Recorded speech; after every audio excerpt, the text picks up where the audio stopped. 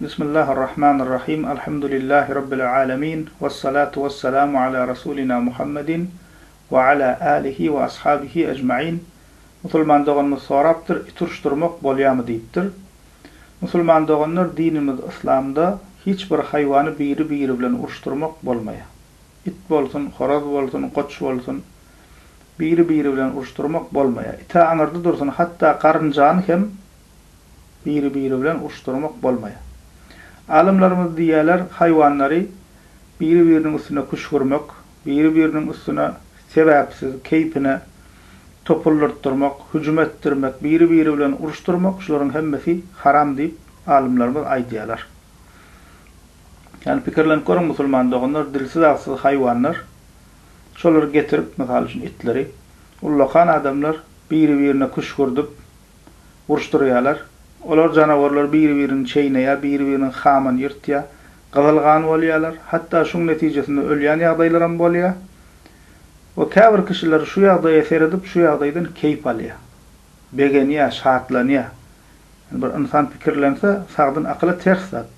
Iki janyny sebäpsiz biri-birini gemirmeli, biri-birinin gany dökmeli, biri-birinin ölümine sebäp bolmaly, hamyny ýyrtmaly. Birilerim şol ýagdaýdan näme?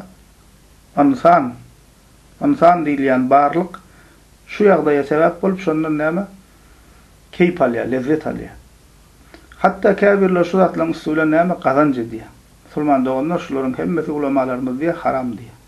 Şu uruşlaryň üstüne, iturşunyň, horoz uruşunyň, goç uruşunyň, şuňa meňzeş uruşlaryň üstüne pul goýmak, gazanç etmek, uruşdurmak, biri-birine kuş vurmak, şolaryň hemmesi näme? Haram diýip ulamalarymyz aýdýarlar.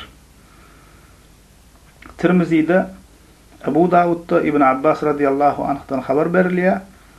Naha Rasulullah sallallahu aleyhi ve sellem an tahrişi beynel bahaim. Peygamberimiz sallallahu aleyhi ve sellem hayvanları biri-birinin üstüne kuşgurmagy, topulurmagy, uruşturmagy gadagan etdi diýär.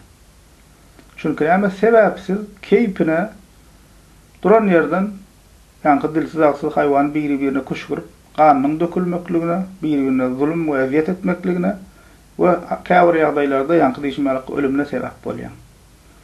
Şoň üçin bu ýagdaýlar musulman doganlar näme hemmesi haram. We Peygamberimiz sallallahu aleyhi ve sellem haywanlara, jandarlara eziyet edýänler, zulüm edýänler barada Buhari we Muslim'de İbn Ömer radıyallahu anh'tan haber berilen hadisinde bize bir zinanyň bir pişige eziyet edenligi üçin we ölümüne sebäp bolanlygy üçin cehenneme girip azap çekýändigini haber berýär. Ol zenan bir pişigi alypdyr, dank goýupdyr, suwam bermändir, naharam bermändir, öz ognuny da goýbermändir. O şeýdip aş susuz saklap şol pişigiň ölümüne sebäp bolupdyr. We Peygamberimiz sallallahu aleyhi ve sellem de şol zenanyň şol pişik üçin ölümüne sebäp bolanlygy üçin cehenneme girip azap çekýändigini bize haber berýär. Diýmek näme musulman doganlar bu zatlardan musulman adam uzakda bolmaly. Hatta käbir kişiler görmäge gidýär, şu turuşlaryny şoňa meňzeş haywan uruşlaryny synlamaga gidýär. Şolaryň dogry däldir. Musulman kişi şoňa meňzeş zatlaryň garasynda görünmeli däldir. Elhamdülillahi Rabbil alemin.